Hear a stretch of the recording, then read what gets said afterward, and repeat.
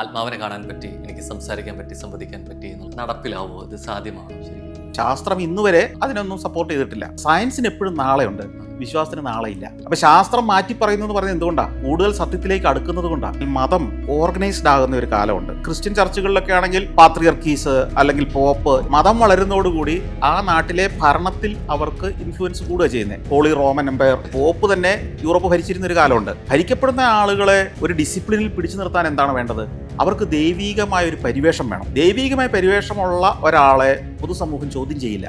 ചങ്ങലക്കിട്ട് കപ്പൽ കയറ്റി പട്ടിണിയായിട്ട് അമേരിക്കയിൽ കൊണ്ട് നിറക്കി, പിന്നെ അവന്റെ കുടുംബത്തെ കണ്ടിട്ടില്ല, ഭാര്യയെ കണ്ടിട്ടില്ല, മക്കളെ കണ്ടിട്ടില്ല, മാതാപിതാക്കളെ കണ്ടിട്ടില്ല. അപ്പൊ ഇതിന് ഒരു ന്യായവും നീതിയും ഒന്നും എങ്ങും ഇല്ലേ എന്നൊരു ചോദ്യം സ്വാഭാവികമായിട്ടും ഈ അടിമകളുടെ മനസ്സിലെങ്കിലും ഉണ്ടാവും. എടാ ഇതൊക്കെ പിന്നെ അവിടെ ചെല്ലുമ്പോൾ കിട്ടും. ഒരാളുടെ ജീവൻ എടുക്കുന്നതാണ് ദൈവത്തിന് പ്രീതിയെങ്കിൽ, ഇഷ്ടമെങ്കിൽ നമുക്ക് ശരിക്കും പരപോലെ വളർത്തുന്ന ദുഷ്ടന്മാരാവല്ലേ നല്ലത്? സ്വർഗത്തെ സ്വപ്നം കണ്ട് മാന്യമായിട്ട് ജീവിക്കുന്ന ആളുകളെല്ലാം വഴിതെറ്റിച്ചു വിടേണ്ട ആവശ്യം നമുക്കില്ലല്ലോ. മറ്റൊരാളെ ഉപദ്രവിക്കാത്തതാകുന്നിടത്തോളം കാലം ഒരു പ്രശ്നമില്ല. അപ്പം ഇവിടെ ശാസ്ത്രത്തിന്റെ കാര്യത്തിൽ നാളെ ഉണ്ടെന്ന് പറയുമ്പോൾ മികച്ചെന്ന് പറയാൻ തയ്യാറാവുകയും വിശ്വാസത്തിന്റെ കാര്യത്തിൽ സംഭവിക്കാത്തതും എന്തുകൊണ്ടാണ്? ഇന്നയാളാണ് എൻ്റെ അച്ഛൻ എന്ന് പറയുന്നതും ഇന്നയാളാണ് എൻ്റെ അച്ഛൻ എന്നാണ് ഞാൻ വിശ്വസിക്കുന്നത് എന്ന് പറയുന്നതും വ്യത്യാസമുണ്ടോ? ഉണ്ട്, തീർച്ചയായിട്ടും ഉണ്ട്. ഈ കൂടുതൽ പറയണോ? വ്യക്തമാണ്. ഈ ചന്ദ്രയാൻ 1-ന്റെ MIP എന്ന് പറയും, മൂൺ ഇമ്പാക്ട് പ്രോബ് എന്ന് പറഞ്ഞൊരു സാധനത്തെയാണ് റോക്കറ്റിൽ വെച്ച് ബഹിരാകാശത്തേക്ക് വിട്ടത്. ചന്ദ്രയാൻ എന്ന് പറയുന്ന ബഹിരാകാശ വാഹനത്തെ അയക്കുന്നതിന് തൊട്ടു മുമ്പ് ഈ മൂൺ ഇമ്പാക്ട് പ്രോബിനെ നമ്മുടെ തിരുപ്പതി ക്ഷേത്രത്തിൽ കൊണ്ടുപോയി പൂജിച്ചിട്ടാണ് കൊണ്ടുപോയത്. സയൻസിൽ ഇവർ വിശ്വസിക്കുന്നില്ല ഈ ശാസ്ത്രജ്ഞന്മാരെ. അവരുടെ ജീവിതം തന്നെ സയൻസാ അല്ലേ? ഇപ്പൊ റോക്കറ്റ് പരാജയപ്പെട്ട് കഴിയുമ്പോൾ ഇവർ ശാസ്ത്രീയമായിട്ട് അപഗ്രഥിക്കുന്നത്, അല്ലാതെ ദൈവികമായിട്ടല്ല അപഗ്രഥിക്കുന്നത് അല്ലേ? ശാസ്ത്രീയമായിട്ട് അപഗ്രഹിക്കുന്നത് എന്താ? അല്ലാതെ ദൈവം കോപിച്ചുകൊണ്ടാണെന്ന് പറഞ്ഞാൽ എവിടെയും റിപ്പോർട്ട് വന്നിട്ടുണ്ടോ? ഒരു വിഷയത്തെ ജനങ്ങളിലേക്ക് എത്തിച്ച് അവരെ മൊബിലൈസ് ചെയ്യുന്ന ഒരു മെക്കാനിസത്തിനാണ് രാഷ്ട്രീയ പാർട്ടി എന്ന് പറഞ്ഞിരുന്നത്. ഇന്ന് അതിന്റെ ആവശ്യമില്ല. സോഷ്യൽ മീഡിയ അതിനുള്ള ഒരു മെക്കാനിസം ആണെന്ന്. ഇനി ഭരണാധികാരികൾ ചെയ്യാൻ പോകുന്നത് ഈ സോഷ്യൽ മീഡിയയെ എങ്ങനെ നിയന്ത്രിക്കാം എന്നതിലായിരിക്കും അവരുടെ ഗവേഷണം. ശ്രദ്ധ വരിക. അതിനുള്ള ശ്രമങ്ങൾ ആരംഭിച്ചു കഴിഞ്ഞു. സോഷ്യൽ മീഡിയയിൽ ഗവൺമെന്റ് ഇച്ഛിക്കാത്ത ഒന്നും കയറി വരരുത് എന്ന് നിയന്ത്രണം കൊണ്ടുവരും. ഈ വിശ്വാസങ്ങളൊക്കെ ഒരു പരിധി വരെ ഒരു ഭയം കൂടെ ചേർത്തുന്ന ഒരു പ്രവണത ഭയങ്കരമായിട്ട് നമ്മൾ കാണും. എപ്പോഴും ഒരു ദൈവവിശ്വാസം, ദൈവഭയം ഉണ്ടാവുന്നതും നമ്മൾ ചെയ്യുന്ന സൽപ്രവർത്തികളിലെ ഒരു മരണാനന്തര ജീവിതത്തെക്കുറിച്ച് ചിന്തിച്ചുകൊണ്ടുകൂടിയായിരിക്കും ഇവൻ ഇപ്പോൾ നല്ല പ്രവർത്തിയിൽ ജീവിക്കാൻ അല്ലെങ്കിൽ തയ്യാറാവുന്നതും നിർബന്ധിതനാവുന്നതും ആ വാക്ക് ഉപയോഗിക്കേണ്ടിയിരിക്കുന്നത്. അപ്പോൾ ശരിക്കും ഈ ഒരു ഭയം തന്നെ മനുഷ്യന് ഇപ്പം ഇത് നല്ലതാണ്, അല്ലെങ്കിൽ എപ്പോഴും നമ്മൾ പറയും ഒരു മതത്തിൻ്റെ കൂട്ടുപിടിക്കുമ്പോൾ അവൻ നല്ല സൽപ്രവൃത്തിയായിട്ട് അവൻ്റെ കൂടെയുള്ള സഹജീവികളോട് എങ്ങനെ അവൻ പെരുമാറുന്നു, അതൊക്കെ മാറ്റി നിർത്തുമ്പോഴും ഒരു മരണാന്തര ജീവിതം ഭയങ്കരമായിട്ട് ഇത് പ്രതീക്ഷിക്കാൻ ഒരു കാരണമാവുന്നില്ല ഒരു ദൈവഭയത്തിന്. ഇതിൻ്റെ ഒരു പ്രശ്നം എന്ന് വെച്ച് കഴിഞ്ഞാൽ മതം ഓർഗനൈസ്ഡ് ആകുന്ന ഒരു കാലമുണ്ട്, സംഘടിതമാകും. അതിനൊരു ലീഡർഷിപ്പ് ഉണ്ടാകുക. ക്രിസ്ത്യൻ ചർച്ചുകളിലൊക്കെ ആണെങ്കിൽ പാത്രിയർക്കീസ് അല്ലെങ്കിൽ പോപ്പ് എന്നൊക്കെ പറഞ്ഞ പല ഹെഡുകളുണ്ടാവും. അവരുടെ കീഴിൽ ഒരു സ്ട്രക്ചേർഡ് സംവിധാനമുണ്ട്. ഇപ്പം പ്രധാനമന്ത്രി, കേന്ദ്രമന്ത്രിമാര്, സംസ്ഥാന മന്ത്രിസഭ എന്നൊക്കെ പറയുന്നത് പോലെ ഇങ്ങനെ ഭരണത്തിനൊരു സംവിധാനം ഉണ്ടാകുന്ന പോലെ ഇതിനൊരു സ്ട്രക്ചേർഡ് സംവിധാനം ഉണ്ടാകും. ഇതെല്ലാം അൾട്ടിമേറ്റ്ലി ഒരു പൊളിറ്റിക്കൽ പവറാണ്. മനസ്സിലായില്ലേ? അതായത് മതം വളരുന്നതോടുകൂടി ആ നാട്ടിലെ ഭരണത്തിൽ അവർക്ക് ഇൻഫ്ലുവൻസ് കൂടുക ചെയ്യുന്നത്. അപ്പോൾ ഇങ്ങനെയൊരു സംവിധാനം, ഇത് ചരിത്രം പഠിക്കുന്ന ആളുകൾക്ക് അറിയാം. ഇപ്പം നിങ്ങൾ കാത്തലിക് ചർച്ചിൻ്റെയോ ഒക്കെ ചരിത്രം ഒന്ന് പഠിച്ചു നോക്കൂ. അപ്പോൾ മനസ്സിലാകും എന്താണ് മധ്യകാലഘട്ടത്തിൽ യൂറോപ്പിലുണ്ടായിരുന്നത്. എന്താണ് ഹോളി റോമൻ എംപയർ എന്ന് പറയുന്ന റോമാ സാമ്രാജ്യം, അതായത് പോപ്പ് തന്നെ യൂറോപ്പ് ഭരിച്ചിരുന്ന ഒരു കാലമുണ്ട്. യൂറോപ്പിൻ്റെ ഭരണാധികാരി രാജാവ് പോപ്പായിരുന്ന ഒരു കാലമുണ്ട്. അതുപോലെ തന്നെ പല ഇതും ഇതേ സ്ഥാനം തന്നെയാണ്. പോപ്പ് തീരുമാനം പറയുമ്പോഴേക്കും അമേരിക്കയിൽ നിന്ന് റിയാക്ഷൻ വന്നു. അത് വേറെ കാര്യം. അതാ ഞാൻ പറഞ്ഞ കാലത്തിന്റെ മാറ്റങ്ങളാണ് അതൊക്കെ. ഇതേപോലെ തന്നെ ഇസ്ലാം, ഇപ്പൊ തുർക്കികള്, ഒട്ടോമൻ തുർക്കികള് രാഷ്ട്രീയ ഭരണം മാത്രമായിരുന്നില്ല, മതഭരണവും നടത്തിയിരുന്നു. ഖലീഫേറ്റ് എന്ന് പറയുന്ന ഖലീഫമാരുടെ ഭരണം നടന്നിരുന്ന ഒരു കാലമുണ്ട്. അത് മുഹമ്മദ് നബിയുടെ കാലത്തിന് ശേഷം ഭരണാധികാരികൾ കൂടിയായിരുന്നു ഇവര്. അപ്പോൾ ഒരു ഭരണാധികാരിക്ക് എന്താണ് വേണ്ടത്? ഭരിക്കപ്പെടുന്ന ആളുകൾ വേണം. ഭരിക്കപ്പെടുന്ന ആളുകളെ ഒരു ഡിസിപ്ലിനിൽ പിടിച്ചു നിർത്താൻ എന്താണ് വേണ്ടത്? ഡെമോക്രസിയിൽ നിങ്ങൾക്ക് 5 വർഷം കൂടുമ്പോൾ വോട്ട് ചെയ്തെടുക്കാം. മറ്റേതൊരു വിപ്ലവം ഉണ്ടാകാതിരിക്കണമെങ്കിൽ ഭരണാധികാരിക്ക് എന്താണ് വേണ്ടത്? അവർക്ക് ദൈവീകമായ ഒരു പരിവേഷം വേണം. ദൈവീകമായ പരിവേഷമുള്ള ഒരാളെ പൊതുസമൂഹം ചോദ്യം ചെയ്യില്ല. മനസ്സിലായോ? ദൈവത്തിന്റെ പ്രതിപുരുഷനാണ് ഭരണാധികാരി എന്ന് പറഞ്ഞാൽ പിന്നെ ആളുകൾ ചോദ്യം ചെയ്യില്ല. അതിന്റെ ഒരു കൂട്ട് ഭയങ്കരമായിട്ട് ഗുണം ചെയ്യും. ഇതൊക്കെ ചരിത്രത്തിന്റെ ഇത് ഞാൻ പറഞ്ഞല്ലോ, നമ്മളൊരു പച്ചക്കറി കട നടത്തുകയും പാരമ്പര്യമായിട്ട് പച്ചക്കറി കട മാത്രം നടത്തുകയും ഒരു 3-ാം ക്ലാസ് 4-ാം ക്ലാസ് വരെ മാത്രം വിദ്യാഭ്യാസം, എഴുതാനും കൂട്ടാനും മാത്രം വിദ്യാഭ്യാസമുള്ള ഒരാളിലെ മതം തലയ്ക്കകത്തേക്ക് കയറ്റി അവൻ അത് മാത്രം വിശ്വസിക്കും. എന്നാൽ നിങ്ങൾ ഈ ചരിത്രവും കൂടെ പഠിച്ച് ലോകത്തിന്റെ ഗതി കൂടി പഠിച്ച് അത് മനുഷ്യന്റെ നൂറ്റാണ്ടുകളിലൂടെ ഉണ്ടാക്കിയ മാറ്റങ്ങളും ഒക്കെ പഠിക്കുന്ന ആളുകളോട്ട് സംസാരിക്കുമ്പോൾ നിങ്ങൾക്ക് വേറൊരു കാഴ്ചപ്പാടൂടെ കിട്ടും. ഞാൻ പറഞ്ഞല്ലോ, ഇപ്പം ചരിത്രത്തിലെ എല്ലാം 100% ശരിയാണെന്നല്ല, പക്ഷെ ഏതാണ്ട് അതിനെ ആശ്രയിച്ചാണല്ലോ ലോകം പലപ്പോഴും മുമ്പോട്ട് പോകുന്നത്.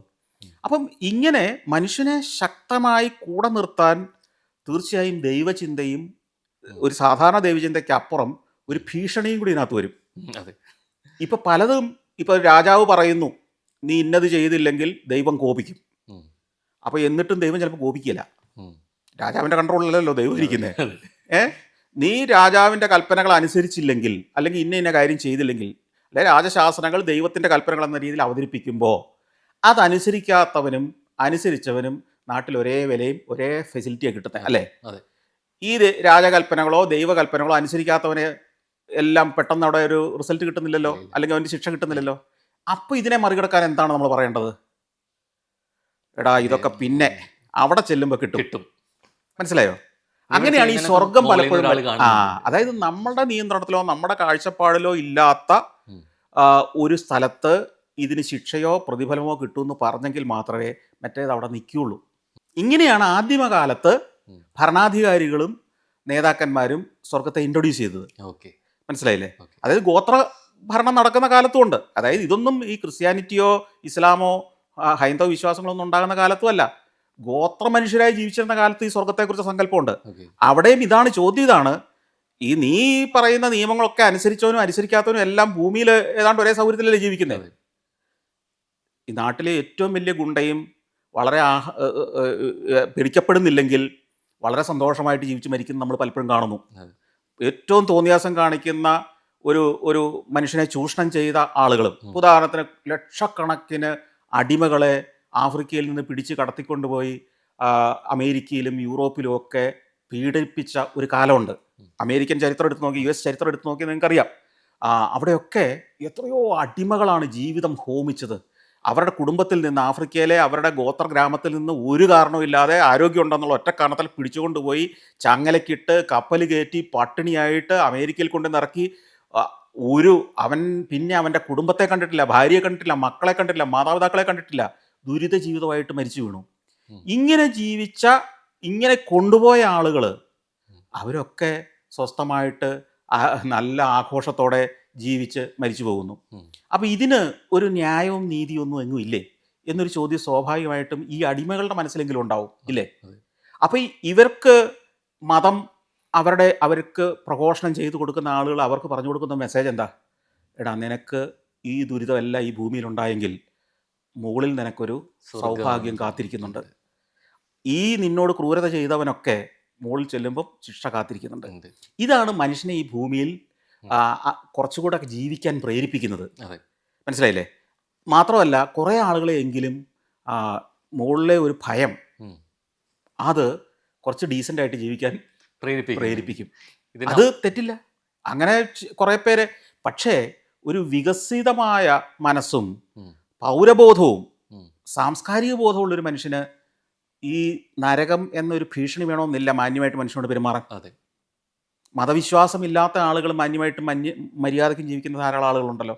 അപ്പം ഇതിനകത്ത് ഇത് വേണം എന്നുള്ളവർക്ക് അത് കൊടുക്കട്ടെ, വേണ്ടാത്തവർ വേണ്ടാതെയും പൊക്കോട്ടെ, ഇവർ തമ്മിൽ ഏറ്റുമുട്ടാതിരുന്നാൽ മതിയല്ലോ. ഇതിനപ്പുറത്തൊരു മറുവശം കൂടെ ഉള്ളതെന്ന് വെച്ചാൽ നമ്മൾ അടുത്തൊരു ജീവിതത്തെക്കുറിച്ച് അല്ലെങ്കിൽ മരണാന്തര ജീവിതത്തെക്കുറിച്ചുള്ള ഭയം കൊണ്ട് ഇപ്പോൾ സൽപ്രവൃത്തി എന്ന് പറയുന്നു. നമുക്ക് ഏറ്റവും പ്രിയപ്പെട്ട ഒരാൾ നമുക്ക് നഷ്ടപ്പെടുകയാണ് മരണം കൊണ്ട്. ഇപ്പം നമുക്ക് ഏത് മതത്തിൽപ്പെട്ടവരായിക്കോട്ടെ, നമ്മൾ സ്ഥിരം ഉപയോഗിക്കുന്നൊരു വാക്കാണ് ദൈവത്തിന് ഏറ്റവും പ്രിയപ്പെട്ടവരെ നേരത്തെ വിളിക്കുമെന്നുള്ളത്.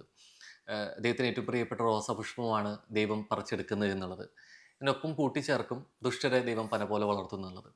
നമുക്ക് ഏറ്റവും പ്രിയപ്പെട്ടവരെ ദൈവം അവരുടെ സ്വാർത്ഥത കാണിക്കുകയാണെന്നുണ്ടെങ്കിൽ അവർക്ക് ചുറ്റുമുള്ള ഒരുപാട് പേരെ അനാഥരാക്കിക്കൊണ്ട് ഒരാളുടെ ജീവൻ എടുക്കുന്നതാണ് ദൈവത്തിന് പ്രീതിയെങ്കിൽ, ഇഷ്ടമെങ്കിൽ നമുക്ക് ശരിക്കും പന പോലെ വളർത്തുന്ന ദുഷ്ടന്മാരാവല്ലേ നല്ലത്? അല്ലേ?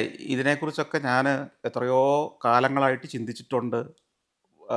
അതിനൊക്കെ ഉത്തരവുമുണ്ട്. ഈ ഉത്തരവൊക്കെ ഇപ്പോൾ നമ്മൾ പറഞ്ഞാൽ കൃത്യമായ ഉത്തരങ്ങളുണ്ട്. ഈ ഉത്തരവൊക്കെ നമ്മളിപ്പം ചർച്ച ചെയ്ത് കഴിഞ്ഞാൽ നമ്മുടെ പ്രേക്ഷകരിലെല്ലാവരും അവരെ പോസിറ്റീവായിട്ട് സ്വീകരിക്കണമെന്നില്ല. മാത്രമല്ല കുറേ പേരിലെങ്കിലും ഒരു വലിയ ധർമ്മസങ്കടം ഉണ്ടാക്കുകയും ചെയ്യും. മനസ്സിലായില്ലേ? നമ്മുടെ ഇന്നത്തെ ഈ ചർച്ച സ്വസ്ഥമായിട്ട് ജീവിച്ച് സ്വർഗത്തെ സ്വപ്നം കണ്ട് മാന്യമായിട്ട് ജീവിക്കുന്ന ആളുകളെല്ലാം വഴിതെറ്റിച്ചു വിടേണ്ട ആവശ്യം നമുക്കില്ലല്ലോ. അവരവരുടെ ആശ്വാസത്തിൽ ജീവിക്കട്ടെ. സ്വർഗം എന്നത് നല്ലൊരു സങ്കല്പമല്ലേ? ഓക്കെ. അങ്ങനെ അത് ഒത്തിരി പേർക്ക് സന്തോഷം നൽകുന്നുണ്ടെങ്കിൽ ഉം. അങ്ങനെ അവർ ജീവിക്കുന്നതിൽ ഒരു തെറ്റുമില്ല. ഉം. ഞാൻ പറയുന്നത് ഒറ്റ കാര്യമേ ഉള്ളൂ, നിങ്ങളുടെ വിശ്വാസം ഉം. നിങ്ങളുടെ സ്വർഗത്തെക്കുറിച്ചോ നരകത്തെക്കുറിച്ചോ ഭൂമിയിലെ നന്മതിന്മകളെക്കുറിച്ചോ ഉള്ള വിശ്വാസങ്ങളൊക്കെ മറ്റൊരാളെ ഉപദ്രവിക്കാത്തതാകുന്നിടത്തോളം കാലം ഉം. ഒരു പ്രശ്നവുമില്ല. ഇല്ല. ഞാനിത് പറയുന്നത് കൊണ്ട് വളരെ സ്വപ്ന വളരെ സ്വർഗ സ്വപ്നങ്ങളും കണ്ട് ജീവിക്കുന്ന ആളുകളിൽ കുറച്ച് വിഷമേ ഉണ്ടാക്കുന്നുള്ളെങ്കിൽ അത് മിണ്ടണ്ടെന്ന് വെക്കാം. നമുക്ക് ക്യാമറയൊക്കെ ഓഫാക്കിയിട്ട് നമുക്ക് രണ്ടുപേർക്കും ഇരുന്ന് പറയാം. നമുക്ക് ബോധപൂർവം ചിലതൊക്കെ അല്ലേ നമ്മൾ സി മറക്കേണ്ടിയിരിക്കുന്നു നമ്മൾ ഈ ആണ്. പറയുന്ന ആ. എല്ലാം നമുക്ക് ബോധ്യമുള്ള എല്ലാ കാര്യങ്ങളും നമ്മൾ എപ്പോഴും പറയുന്നില്ലല്ലോ. ഉം. ഇപ്പം എനിക്ക് ബോധ്യമുള്ള ഒത്തിരി കാര്യങ്ങളുണ്ട്. ഉം. ഇപ്പോൾ ഡെമോക്രസിയെക്കുറിച്ച് എനിക്ക് ചില കാഴ്ചപ്പാടുകളുണ്ട്, ഉം. മതവിശ്വാസങ്ങളെക്കുറിച്ച് കാഴ്ചപ്പാടുകളുണ്ട്, ഉം. മതം പഠിപ്പിക്കുന്ന പല കാര്യങ്ങളെക്കുറിച്ചും എനിക്ക് കാഴ്ചപ്പാടുകളുണ്ട്, ഉം. സയൻസിനെക്കുറിച്ച് കാഴ്ചപ്പാടുകളുണ്ട്. ഇങ്ങനെ എല്ലാ കാര്യത്തെക്കുറിച്ചും വ്യക്തമായ കാഴ്ചപ്പാടുള്ള ഒരാളാണ് ഞാൻ. ഉം. ഇതെല്ലാം ഒന്നും ഞാൻ പറയാറില്ല. ഞാൻ പലപ്പോഴും പറഞ്ഞിട്ടുള്ള അതിൻ്റെ ഒരു അരികും വക്കും മൂലയൊക്കെ മാത്രമാണ് പറയുന്നത്. ഉം. അതിനർത്ഥം നമുക്ക് അതിനെക്കുറിച്ച് വീക്ഷണങ്ങളില്ല എന്നുള്ളതല്ല. അതെ. അത് വേണ്ടാന്ന് വെച്ചിട്ട് തന്നെയാണ്. ഉം. ഒറ്റ കാരണം കൊണ്ടാണ്. ഇപ്പം എൻ്റെ ബന്ധുക്കളും എൻ്റെ കുടുംബാംഗങ്ങളും പോലും ഈ മട്ടിൽ വിശ്വസിക്കുന്ന ആളുകളാണ് വിശ്വസിക്കാനാണ് ഇഷ്ടം. ഇഷ്ടം. ആ. അതിൻ്റെ ആ. കാരണം ഇതാണ്. അതിൻ്റെ കാരണം നമ്മൾ മുമ്പേ പറഞ്ഞതാണ്. അതിൽ തെറ്റില്ല. ഉം. ഞാനും ഈ പറഞ്ഞ ഒരു മനസ്സിന് ശക്തി കിട്ടാൻ വേണ്ടി പ്രാർത്ഥിക്കുന്ന ഒരാളാണ്. ഉം. ഈ പ്രാർത്ഥന എന്ന് പറയുന്നത് നമ്മുടെ മനസ്സിനെ ഏകാഗ്രമാക്കുകയും ഉം. ധ്യാനം എന്ന് പറയുന്നതിന് ഉം. അല്ലേ, അത് അതെ. ഒരു ആത്മീയമായ ഒരു കാഴ്ചപ്പാടാണ്. ഉം. നമ്മളിലേക്ക് തന്നെ നമ്മൾ ഒതുങ്ങി നമ്മളിലെ മനസ്സിനെ ഏകാഗ്രമാക്കി നമ്മൾ ഒരു പ്രപഞ്ചത്തിൻ്റെ ശക്തിയിലേക്ക് മനസ്സിനെ ആവാഹിച്ച് അത് നിങ്ങൾക്ക് അടുത്ത ഒരു കുറേ ദിവസങ്ങളോളം പ്രവർത്തിക്കാനുള്ള ഊർജം, ഒരു ആത്മവിശ്വാസം തരുന്നുണ്ടെങ്കിൽ അതിനാണ് ഞാൻ പ്രാർത്ഥന എന്ന് പറയുന്നത്. ഓക്കെ. അല്ലാതെ ഒരു മതഗ്രന്ഥത്തിൽ എഴുതി വെച്ചിരിക്കുന്ന കുറേ കാണാതെ പഠിച്ച സാധനങ്ങൾ ഉരുവിട്ടത് കൊണ്ട് അത് പ്രാർത്ഥനയാവുമെന്ന് ഞാൻ വിശ്വസിക്കുന്നില്ല. ആവശ്യപ്പെടാറുണ്ടോ സാർ? റിക്വസ്റ്റ് ചെയ്യാറുണ്ട്. ഈ പ്രാർത്ഥനകൾ നമ്മൾ ചേർത്ത് പിടിക്കുന്നു, നമുക്കൊരു മനോധൈര്യം കിട്ടുന്നു എന്ന് പറയുന്നതിൻ്റെ ഒപ്പം തന്നെ പ്രാർത്ഥനകൾ എന്നുള്ളത് നമ്മളുടെ മനുഷ്യരുടെ കണക്കൂട്ടലിലെ റിക്വസ്റ്റ് ചെയ്യലാണ്. നമുക്ക് ആവശ്യമുള്ള സൂപ്പർ മാർക്കറ്റിൽ ചോദിക്കുന്ന പോലെ എനിക്കിത് വേണം, എക്സാം പാസ്സാവണം, കാറ് വാങ്ങണം, എനിക്ക് വീട് വെക്കണം, എനിക്ക് സമ്പത്ത് ഉണ്ടാവണം എന്നുള്ള റിക്വസ്റ്റുകളാണ് സംഭവം. അപ്പോൾ ചിലത് നടക്കും, പിന്നെ ചിലതിനെ ഒരു കാലഘട്ടത്തിനപ്പുറത്തേക്ക് ഇത് മാനിഫെസ്റ്റ് ചെയ്യുക എന്നുള്ള രീതിയിലേക്ക് അതിനെ മാറ്റപ്പെട്ടു എന്നുള്ളത്. അപ്പം ഈ റിക്വസ്റ്റ് ചെയ്യലാണോ, അല്ലെങ്കിൽ കിട്ടിയാൽ ഊട്ടി ഇല്ലേ ചട്ടി എന്നുള്ളൊരു മനോഭാവത്തിൽ പ്രാർത്ഥനയെ കാണുന്നു? ഇല്ല, ഈ പ്രാർത്ഥനയെ എങ്ങനെ കാണുന്നു എന്നതിനെ ആശ്രയിച്ചായിരിക്കുന്നത്. ആ. ഞാൻ പ്രാർത്ഥനയെ കാണുന്നത്, ഇപ്പം നമ്മൾ സൈക്കോളജി പഠിച്ചിട്ടുള്ള ആളുകൾക്കറിയാം, സബ് കോൺഷ്യസ് മൈൻഡ് എന്ന് പറഞ്ഞൊരു സാധനമുണ്ട്. ഈ സബ് കോൺഷ്യസ് മൈൻഡാണ് പലപ്പോഴും നമ്മളെ കൊണ്ട് പല കാര്യങ്ങളും ചെയ്യിക്കുന്നത്. ഓക്കെ. നമ്മൾ പ്രാർത്ഥിക്കുമ്പം ഇത് നമ്മുടെ സബ് കോൺഷ്യസ് മൈൻഡിലേക്ക് ആ സാധനം അടിച്ചു കയറുകയാണ്. അതെ. മനസ്സിലായോ? അതെ. ഈ സബ് കോൺഷ്യസ് മൈൻഡ് നിങ്ങൾ കരുതുന്നതിനേക്കാൾ ശക്തിയുള്ളൊരു സാധനമാണ്. ഉം. അത് നിങ്ങളുടെ ഡിസ്ട്രാക്ഷൻസിൽ നിന്ന് മാറ്റി നിങ്ങൾ എന്താണോ ലക്ഷ്യമിടുന്നത് അതിലേക്ക് നിങ്ങളെ കൊണ്ടുപോകാൻ ഊർജ്ജത്തോടെ കരുത്തോടെ മുമ്പോട്ട് കൊണ്ടുപോകും. ഉം. അതാണല്ലോ ചില കാര്യങ്ങളിൽ ഇറങ്ങുമ്പോൾ വിജയിക്കുകയും മറ്റുള്ളവർ ഇറങ്ങുമ്പോൾ വിജയിക്കാത്തത്. അതെ. ഇതിന് വ്യത്യാസം എന്താ? മനസ്സിൻ്റെ പവറല്ലേ, അതെ. മൈൻഡ് പവറാണ്. മൈൻഡ് പവർ അല്ലേ. ആ. ഈ മൈൻഡ് പവർ തരുന്നത് ഞാൻ വിശ്വസിക്കുന്ന ഒരു സബ് കോൺഷ്യസ് മൈൻഡാണ്. ഓക്കെ. ഈ സബ് കോൺഷ്യസ് മൈൻഡിനെ നമ്മൾ പ്രോംപ്റ്റ് ചെയ്ത് ശരിപ്പെടുത്തുന്ന പണിക്കാണ് ഞാൻ പ്രാർത്ഥന എന്ന് പറയുന്നത്. അപ്പോൾ ഈ പ്രാർത്ഥന നടക്കുന്ന സമയത്ത് നമുക്ക് പല വിശ്വാസങ്ങളിലുള്ളതുകൊണ്ടായിരിക്കും, മുമ്പിലൊരു രൂപം ഉണ്ടായിരിക്കും, അല്ലെങ്കിൽ ഒരു പേരുണ്ടായിരിക്കും, ഒരു വ്യക്തി ഉണ്ടായിരിക്കും, ഈ പല കോടി ദൈവങ്ങളിൽ ഒരാൾ എന്നുള്ള രീതിയിലേക്ക്. അപ്പം ശരിക്കും ഇങ്ങനെ വന്ന് പ്രാർത്ഥിച്ചു, ഈ മൈൻഡ് പവർ ഇത് പ്രവർത്തിക്കുന്നു, നമുക്കത് കിട്ടാതിരിക്കാം, കൂടുതൽ കിട്ടി എന്ന് തന്നെ വിചാരിക്കും. ഇതിനപ്പുറത്തേക്ക് ഒരു കാര്യത്തെ മാനിഫെസ്റ്റ് ചെയ്ത് നമുക്ക് കിട്ടുന്ന അവസ്ഥയുണ്ട്. രണ്ട് നമ്മൾ എന്താണ് സാർ വ്യത്യാസം ശരിക്കും? എനിക്ക് ഒന്നുകൂടെ പറഞ്ഞു. അതായത് നമുക്ക് ദൈവത്തോട് പ്രാർത്ഥിച്ചു, നമ്മൾ കൃത്യമായിട്ട് നമ്മുടെ ബോധ മനസ്സിൽ ഇത് പ്രവർത്തിച്ചു, നമ്മൾ അതിനുവേണ്ടി ശ്രമിച്ചു, ആ ഒരു ഊർജ്ജം കിട്ടി, നമുക്കിത് കിട്ടി, നമ്മൾ ഇതേ സമയം പ്രാർത്ഥിച്ചുകൊണ്ട് ദൈവം തന്നു എന്നുള്ളൊരു വിഭാഗം. ഇതിനപ്പുറത്തേക്ക് നമ്മൾ ഒരു കാര്യത്തിന് ഭയങ്കരമായിട്ട് മാനിഫെസ്റ്റ് ചെയ്യുന്നു, അതിനുവേണ്ടി വർക്ക് ചെയ്യുന്നു, നമ്മുടെ ചിന്തകളിലും പ്രവർത്തികളിലും ഒക്കെ ഇത് തന്നെ വരുന്നു, ആൻഡ് മാനിഫെസ്റ്റ് ചെയ്തിട്ട് നമുക്കിത് കിട്ടുന്നു എന്നുള്ളത്. ഇതെങ്ങനെ വ്യത്യാസപ്പെട്ടിരിക്കുന്നു ശരി? അല്ല, ഇതിനകത്ത് നിങ്ങൾ ഒരു പുസ്തകം വായിച്ചിട്ടില്ലേ? ഈ പുസ്തകത്തിൽ, അതായത് നിങ്ങൾ ഒരു വലിയ തോതിൽ ഒരു കാര്യത്തിന് വേണ്ടി ആഗ്രഹിച്ചാൽ ഈ പ്രപഞ്ചം പോലും നിങ്ങളുടെ കൂടെ നിൽക്കുമെന്ന് പറയുന്നത് ആൽക്കമിസ്റ്റിലെ പ്രധാനപ്പെട്ട ആശയം അതാണല്ലോ. ഈ പറഞ്ഞ ഒരു കാര്യം തന്നെയാണ് അതിൻ്റെ അടിസ്ഥാനം. ഓക്കെ. നിങ്ങൾ പ്രാർത്ഥിക്കുക എന്ന് പറഞ്ഞാൽ എന്താണ്? നിങ്ങളൊരു കാര്യത്തിന് വേണ്ടി പ്രാർത്ഥിക്കാൻ വേണ്ടി ഇപ്പം എവിടെയാ, ശബരിമലയിലോ വേളാങ്കണ്ണിയിലോ അല്ലെങ്കിൽ അതിനേക്കാൾ വലിയ അജ്മീറിലെ ദർഗയിലോ ഒക്കെ പോയി പ്രാർത്ഥിക്കുമ്പോൾ നിങ്ങളുടെ ആ ആഗ്രഹത്തിൻ്റെ തീവ്രതയാണ് കാണിക്കുന്നത്. അല്ലെ, വീട്ടിൽ നിന്ന് പ്രാർത്ഥിച്ചാൽ മതിയല്ലോ. അപ്പോൾ ഈ ആഗ്രഹത്തിൻ്റെ തീവ്രതയുടെ പ്രതിഫലനമാണ് നിങ്ങൾ എത്ര ദൂരം എത്ര ത്യാഗം അനുഷ്ഠിച്ച് ഒരിടത്ത് പോയി പ്രാർത്ഥിക്കുന്നു എന്നുള്ളത്. ദാറ്റ് മീൻസ് അത് നിങ്ങളുടെ മനസ്സിൽ ആ തീവ്രത കൂട്ടില്ലേ സ്വാഭാവികമായിട്ടും. ഇത് തന്നെയല്ലേ ആൽക്കമിസ്റ്റിൽ പറയുന്നത്. നിങ്ങൾ എത്ര തീവ്രമായിട്ട് ആഗ്രഹിക്കുന്നു ആ ആഗ്രഹത്തിന്റെ തീവ്രത കൂടുന്നതനുസരിച്ച് നടക്കാനുള്ള സാധ്യത കൂടും. പ്രപഞ്ചം നിങ്ങളുടെ കൂടെ നിൽക്കും എന്ന് പറയുന്നു. ഇത് തന്നെയാണ് ഞാനും പറഞ്ഞത്. അപ്പം നിങ്ങൾ വേളാങ്കണ്ണി വരെ പോകുന്നത് ഇത്രയും യാത്രയ്ക്ക് പണം കണ്ടെത്തി, സമയം കണ്ടെത്തി, ആളുകളെ കൂട്ടുപിടിച്ച് അതിനുള്ള കഷ്ടപ്പാടുകളെല്ലാം സഹിച്ച് അവിടെ പോയി അത്ര തീവ്രമായി ഒരു കാര്യത്തെ നിങ്ങൾ ആഗ്രഹിക്കുന്നത് സാധിക്കാൻ വേണ്ടിയാണ് പോകുന്നത്. അത്ര തീവ്രമായി നിങ്ങൾ ആഗ്രഹിക്കുന്ന ഒരു കാര്യത്തിന് വേണ്ടി ഇത്രയും ത്യാഗം അനുഷ്ഠിക്കുന്നുണ്ടെങ്കിൽ അത് നടന്നേ പറ്റൂ. അതാണ് അതിൻ്റെ പിന്നിൽ നടക്കുന്ന ഒരു ഫിലോസഫിക്കൽ കാര്യമായിട്ട് ഞാൻ കാണുന്നത്. ഓക്കെ. നിങ്ങൾ ദൈവം എന്ന് പറയുന്ന ശക്തിയെ എങ്ങനെ സങ്കല്പിച്ചാലും, ആ ദൈവം എങ്ങനെ തന്നു എന്ന് നിങ്ങൾ വിശ്വസിച്ചാലും അതൊന്നും തെറ്റല്ല. ഇതിൻ്റെ എല്ലാം അൾട്ടിമേറ്റ് കാര്യം എന്താണ്? നിങ്ങളുടെ ജീവിതം സുഖകരവും സന്തോഷകരമായിരിക്കുക എന്നുള്ളത് നമുക്ക് മാത്രമാണ് നേട്ടങ്ങളുണ്ടോ എന്നത് എന്നത് മാത്രമേ ഉള്ളൂ. നിങ്ങൾ പ്രാർത്ഥിച്ചിട്ട് നിങ്ങൾക്ക് ഗുണമുണ്ടെന്നാണ് നിങ്ങൾക്ക് തോന്നുന്നെങ്കിൽ ധൈര്യമായിട്ട് അങ്ങനെ തന്നെ ജീവിതം മുമ്പോട്ട് കൊണ്ടോട്ടെ. നിങ്ങൾക്ക് കുറച്ച് കഴിയുമ്പോൾ സംശയം തോന്നി തുടങ്ങുകയാണ്, ഞാൻ ഈ പ്രാർത്ഥിക്കുന്നത് നടക്കുന്നില്ലല്ലോ, ഞാൻ പ്രാർത്ഥിച്ചില്ലേലും നടക്കുന്നുണ്ടല്ലോ, പ്രാർത്ഥന എങ്ങോട്ടാണ് പോകുന്നത്, എങ്ങനെയൊക്കെ ചിന്തിച്ചു തുടങ്ങിയിട്ടുണ്ടെങ്കിൽ നിങ്ങൾ അങ്ങനെ തന്നെ ചിന്തിച്ചോളൂ, അതിനെക്കുറിച്ച് ഗവേഷണം നടത്തൂ, അതിനെക്കുറിച്ച് പഠിക്കൂ, അങ്ങനെ തന്നെ ജീവിതം മുമ്പോട്ട് കൊണ്ടുപോകും. മുന്നോട്ട് പ്രായോഗികമായിട്ട് ചിന്തിക്കുന്ന ആളുകളുണ്ട്, ഫിലോസഫിക്കലായി ചിന്തിക്കുന്ന ആളുകളുണ്ട്, തത്വചിന്താപരമായിട്ട് പല കാര്യങ്ങളെയും കാണുന്ന ധാരാളം ആളുകളില്ലേ. ഇവരുടെയൊക്കെ ജീവിതം വ്യത്യസ്തമാണ് റിസൾട്ടിൻ്റെ കാര്യത്തിൽ വരുമ്പോൾ. മനാന്തര ജീവിതത്തെക്കുറിച്ച് പറയുമ്പോഴാണ് ഇപ്പോൾ ഈ അടുത്ത് പ്രമുഖ ഒരു അഭിനേത്രി പറഞ്ഞിട്ടുണ്ടായിരുന്ന എനിക്ക് ആത്മാവിനെ കാണാൻ പറ്റി, എനിക്ക് സംസാരിക്കാൻ പറ്റി, സംവദിക്കാൻ പറ്റി എന്നുള്ളത്. പ്രായോഗികമായിട്ടിത് നടപ്പിലാവോ? ഇത് സാധ്യമാണോ ശരിക്കും? അല്ല, ഈ ശാസ്ത്രം ഇന്നുവരെ ആ. അതിനൊന്നും സപ്പോർട്ട് ചെയ്തിട്ടില്ല, ഓക്കെ. അങ്ങനെ നടന്നു എന്ന് പറഞ്ഞിട്ടില്ല. ഇപ്പം നമ്മൾ കാണുന്ന കമ്പ്യൂട്ടറിൻ്റെ കോൺഫിഗറേഷനാണ് ഏറ്റവും അവസാനത്തെ കോൺഫിഗറേഷൻ നിങ്ങൾക്ക് പറയാൻ പറ്റുമോ? ഇല്ല, ഒരിക്കലും. ഇപ്പോൾ ഈ ഷൂട്ട് ചെയ്യുന്ന ക്യാമറയുടെ കപ്പാസിറ്റിയാണ് ഏറ്റവും അവസാനത്തെ കപ്പാസിറ്റി, 4K റെസൊല്യൂഷനാണ് ഏറ്റവും അവസാനത്തെ റെസൊല്യൂഷൻ നിങ്ങൾക്ക് പറയാൻ പറ്റുമോ? ഒരിക്കലും, ഒരിക്കലും. 8K 16K ഒക്കെ കഴിഞ്ഞിപ്പോൾ. ഇതൊരു നാളെയുണ്ട്. നാളെയുണ്ട്, സയൻസിന് എപ്പോഴും നാളെയുണ്ട്, വിശ്വാസത്തിന് നാളെയില്ല. 2000 കൊല്ലം മുമ്പോ 3000 കൊല്ലം മുമ്പോ നിങ്ങളെ എന്ത് പഠിപ്പിച്ചോ എന്ത് പറഞ്ഞോ അതിലവിടെ സ്റ്റിക്ക് ചെയ്ത് അങ്ങനെ സ്റ്റക്കായി നിൽക്കുകയാണ്. അതാണ് സയൻസും ഇത് തമ്മിലുള്ള വ്യത്യാസം. അപ്പം ശാസ്ത്രം മാറ്റി പറയുന്നു എന്ന് പറയുന്നത് എന്തുകൊണ്ടാണ്? കൂടുതൽ സത്യത്തിലേക്ക് അടുക്കുന്നത് കൊണ്ടാണ്, കൂടുതൽ വിശ്വസനീയമായ കാര്യത്തിലേക്ക് നമ്മൾ പോകുന്നത് കൊണ്ടാണ് ശാസ്ത്രം ദിവസവും മാറുന്നത്. പഠനവും ഗവേഷണവും അവിടെ നടക്കുന്നുണ്ട്. മനുഷ്യരാശിയിലെ മിടുക്കന്മാർ മുഴുവൻ ശാസ്ത്രത്തിൻ്റെ പുറകിൽ ഇങ്ങനെ നിൽക്കുന്നത് കൊണ്ടാണ് അത് ദിവസവും ഇത് മാറിക്കൊണ്ടിരിക്കുന്നത്. ഈ ശാസ്ത്രത്തിൽ മാറുന്നതിനനുസരിച്ചിട്ട് നമുക്കൊരു നാളെ ഉണ്ടെന്ന് പറയുന്നതിൻ്റെ ഒപ്പം തന്നെ നമുക്ക് അടുത്തൊരു അപ്ഡേഷൻ വരുമ്പോൾ നമുക്ക് ഒന്നിലേക്ക് ഇത് മാറ്റപ്പെടുമ്പോൾ ഇതിനേക്കാൾ മികച്ചതാണ്, ഇതാണ് ശരിയെന്ന് പറയാൻ ശാസ്ത്രം തയ്യാറാവുന്നുണ്ട്. വിശ്വാസങ്ങളുടെ കാര്യത്തിലാവുമ്പോൾ നമുക്ക് ഈ വിശ്വാസങ്ങളിൽ ഇപ്പോൾ ഒരു വഴിപാടുകളായിക്കോട്ടെ, വിശ്വാസപരമായി ചെയ്യുന്ന ചടങ്ങുകളും ആചാരങ്ങളും മറ്റെന്തും ആയിക്കൊള്ളട്ടെ, ഇതിനൊപ്പം കൂട്ടിച്ചേർക്കപ്പെടൂ എന്നല്ലാതെ മറ്റതിനേക്കാൾ നല്ലത് ഇതാണ് ചെയ്യേണ്ടത്, മറ്റതല്ല എന്ന് പറയാൻ തിരുത്തപ്പെടുന്നില്ല. അപ്പം ഇവിടെ ശാസ്ത്രത്തിന്റെ കാര്യത്തിൽ നാളെ ഉണ്ടെന്ന് പറയുമ്പോൾ മികച്ചെന്ന് പറയാൻ തയ്യാറാവുകയും വിശ്വാസത്തിന്റെ കാര്യത്തിൽ ഇത് സംഭവിക്കാത്തതും എന്തുകൊണ്ടാണ് ശരിക്കും? അല്ല, ഞാൻ നേരത്തെ പറഞ്ഞത് തന്നെയാണ്, ശാസ്ത്രത്തെയും വിശ്വാസത്തെയും കൂട്ടിക്കുഴയ്ക്കാതിരിക്കുക. ഇപ്പോൾ ഒരു ഉദാഹരണം പറഞ്ഞാൽ, വിശ്വാസം എന്ന് പറഞ്ഞാൽ തന്നെ അർത്ഥം എന്താ? ഒന്നിൽ ബിലീവ് ചെയ്യുന്നു, ഒന്നിനോട് വിശ്വാസം എന്ന വാക്കിൽ നിന്ന് എന്താ നിങ്ങൾ മനസ്സിലാക്കുന്നത്? ഇന്നയാളാണ് എൻ്റെ അച്ഛൻ എന്ന് പറയുന്നതും ഇന്നയാളാണ് എൻ്റെ അച്ഛൻ എന്നാണ് ഞാൻ വിശ്വസിക്കുന്നത് എന്ന് പറയുന്നത് വ്യത്യാസമുണ്ടോ? ഉണ്ട്, ഉണ്ട്, തീർച്ചയായിട്ടും ഉണ്ട്. ഇനി കൂടുതൽ പറയണോ? ഇല്ല, വ്യക്തമാണ്.